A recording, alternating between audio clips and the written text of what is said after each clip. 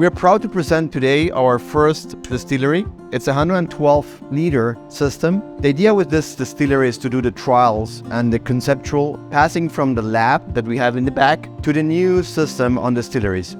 So we want to prove what all the research that we have been doing in the lab. This is the first trial. We're going to just finalize today, and we are beginning with the new research on this one.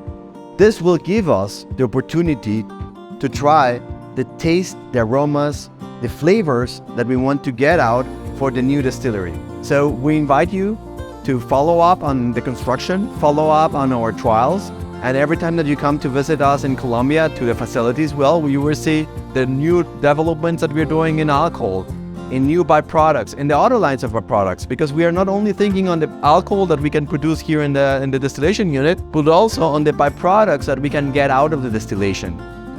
We can use that for animal feed. We can use that for antioxidants. We can use that for different types of things that we might be able to commercialize and sell.